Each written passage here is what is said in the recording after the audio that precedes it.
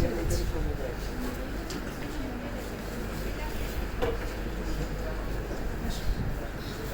আমরা বেশি কষ্ট দেবো না বাচ্চাকে সিক। হ্যাঁ, ভালো বাচ্চা পাওয়া যাচ্ছে না এখানে। হ্যাঁ, আসেন, আপনি আসেন। ঠিক আছে বাবা, একটু পিছনে আসেন, পিছনে আসেন। এই তো পাটা লাগাই দাও তো বাবা, পাটা লাগাই দাও, পিছনে ওই পাটা। হ্যাঁ, একটু সামনে দিকে। এখানে আমাদের যে পয়েন্টটা দেখতে হবে, এভাবে ওজন অনেকেই নিতে পারি আমরা। হ্যাঁ, মানে উচ্চতা এভাবে অনেকেই আমরা নিতে পারি। যে পয়েন্টটা দেখতে হবে যে তার পাটা, হ্যাঁ, হিলটা এখানে বোর্ডে টাচ করছে কিনা, বাটকটা টাচ করছে কিনা, তার শোল্ডার ব্লেডটা টাচ করছে কিনা, তার হেডটা অক্সিপিটটা টাচ করছে কিনা। ঠিক আছে? আর এখানে একটা লাইন আমরা সাধারণত ফলো করি, তোমরা জানো, ফ্রন্ট ফুট লাইন।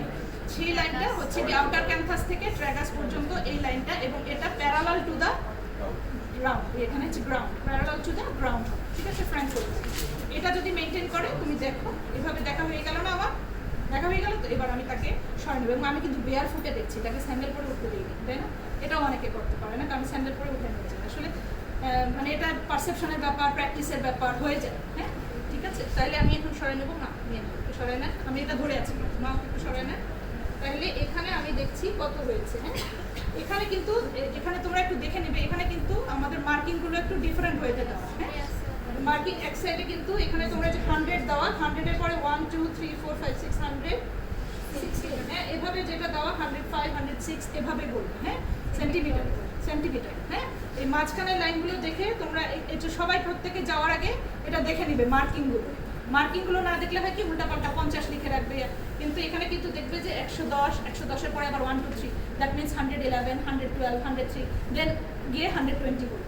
ওই পয়েন্টগুলো একটু সুন্দর করে দেখে যাবে যে ইঞ্চে না, এখানে সেন্টিমিটারের মার্কিং যেটা, ঘন ঘন মার্কিং যেটা সেন্টিমিটারে তোমরা দেখে নিলে বুঝবে, সেটা বলবে। ঠিক আছে?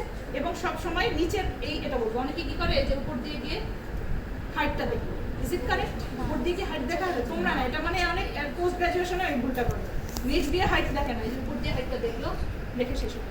আর হেড তো ছিল নিচে, আমি উপরে দিকে কি করবো, ঠিক কিনা? ঠিক আছে? এইটুকুই হচ্ছে গিয়ে তোমাদের পজিশন হয়ে গেলে এই হাইটটা নেওয়া হয়ে যাবে, এটার নাম স্টেডিওমিটার। ওকে? আচ্ছা, আরেকটা উইং স্কেল, যেটা তো তোমরা সবাই জানো, যেটা বাথরুম স্কেল বলে বা উইং স্কেল। এটাতে যেটা করতে হয় একটু তোমাদের বলে নিই। মা একটু চলে যেতে পারবেন নাকি আমি আপনার সাথে চলতে পারবেন? তাহলে যান, আমি আসতেছি। আচ্ছা, এখানে তোমাদের দেখছো যে এখানে কিন্তু অনেক সময় কি করে, কাঁটাটা জিরোতে থাকে। ঠিক আছে? এইটা একটা ইম্পর্টেন্ট ফ্যাক্টর। তুমি খুব তাড়াহুড়ার মধ্যে আছো, তোমাকে ওজন নিতে বলছে, হাইট নিতে বলছে, তুমি ওইগুলো খেয়াল করবে না, দেখলা যে 0 থেকে এটা 5-এর দিকে হয়ে আছে, 2-এর দিকে হয়ে আছে। সেই জন্য যেটা এখানে একটা আছে, ঘোরানোর এখানে নব আছে, এই নবটা দিয়ে অ্যাট ফার্স্ট 0-তে এনে নেবে, যে কোনো ক্ষেত্রে। এটা অ্যাডাল্ট মেডিসিন বলো বা যেটাই বলো, 0-তে এনে নিয়ে তারপরে তুমি নবটা নেবে। এটার সম্বন্ধে এটুকুই বলা। হ্যাঁ, আর আরেকটা আছে যেটা উইং স্কেল, ওটা বাচ্চাদের জন্য, একদম নিওনেটের জন্য। হ্যাঁ, একদম ইনফ্যান্ট 1 বছর বয়স পর্যন্ত তাদেরকে আমরা ওইটাতে, যেহেতু তারা এটাতে দাঁড়াতে পারে না, তাদেরকে ওটাতে আমরা ওজন নিই। ঠিক আছে? ওটা হচ্ছে নিওনেটের। ওখানেও কাটাটা ঠিক আছে কিনা, 0-তে অ্যালাইনমেন্টটা আছে কিনা এটা দেখি। দেখানোর পরে বাচ্চাটা, যেটা নিওনেট বলো বা 6 মাসের একটা বাচ্চা, সাধারণত আমরা নেকেড ওয়েটটা নেই, তার গায়ে ডায়পার থাকলে সেটা একটু খুলে নেই, গায়ে কোনো কাপড় থাকলে সরিয়ে নেই। যেহেতু আমরা কাপড় সরাচ্ছি, বাচ্চাকে বেশিক্ষণ কিন্তু আমরা ওয়েইং মেশিনের উপর রাখতে পারবো না। তার আগে আমরা যেটা করবো, ওই ওয়েইং স্কেল যেটা, সেটা আগে একটু ইয়ে করতে হবে। আমি যেটা করি, স্পিরিট দিয়ে ক্লিন করে নিয়ে জায়গাটা, হ্যাঁ, একটু হালকা গরম হয়ে গেলে, মানে স্পিরিট দিয়ে ক্লিন করলে তো সঙ্গে সঙ্গে ঠান্ডা হয়ে যায়, তাই না? ওই ঠান্ডাটা আগে শুকায় যাবে, শুকায় যাওয়ার পরে আমরা কাটাটা ঠিক করব। ঠিক করার পরে বাচ্চাকে আমরা কাপড় চোপড় সরাই, ক্লদিং সরাই, তারপরে আমরা এটা নিয়েই আমরা দেখবো যে বাচ্চা ওই ওয়েইং স্কেলটা নড়াচড়া করতে থাকে যেই জায়গায়, কারণ বাচ্চাও নড়ছে, ওয়েইং স্কেল নড়বে কারণ বাচ্চা নড়ছে। বাচ্চাটা একটু দেখবা যে একটু নিজেই নড়াচড়া করে ফিক্স হয়ে গেলে ওয়েইং স্কেলের কাটাটা ফিক্সড হয়ে গেল। 3 কেজি বলো, 4 কেজি বলো, যখনই ফিক্সড হয়ে যাবে, একটা কেজি আছে, একটা পাউন্ড আছে। ওয়েইং স্কেলে 2 ধরনের মেজারমেন্ট, একটা কেজি, একটা পাউন্ড। আমরা সাধারণত কেজিতে ইয়ে করি না, কেজিতে, গ্রামে, এগুলোতে বলি, আমরা তো পাউন্ডে হিসাব করি না। 1 কেজি ইকুয়াল টু কত বলো তো? 2.2 পাউন্ড। ঠিক আছে? তাহলে আমরা ওই কেজিতে যতটুকু আসে সেটা করে, এবং বাচ্চাকে দ্রুত সরাই ফেলে কিন্তু আবার আমরা ওই কাপড়গুলো পরিয়ে দেবো। এটা নিয়ম।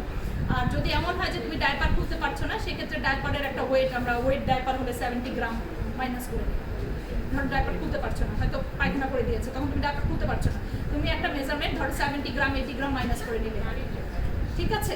তো এটুকু হচ্ছে গিয়ে আমাদের ওজন নেওয়ার জিনিস, এবং এটা হচ্ছে গিয়ে আমাদের কি নেওয়ার জিনিস, লেন্থ নেওয়ার জিনিস। আর এটা কি আমাদের হাইট মার্জিন, সেটা বিলো 2 ইয়ার্স, এটা স্ট্যান্ডিং হাইট আমরা নিচ্ছি অ্যাবাভ 2 ইয়ার্স। ঠিক আছে, এগুলো হচ্ছে তোমাদের জানার, আর কিছু জানার নাই আজকে। তবে মিড আপার আর্ম সার্কামফারেন্সটা এটা কিন্তু 6 মাস থেকে 5 বছর বয়স পর্যন্ত দেখা হয়, এটা একটু মাথার মধ্যে রাখবে।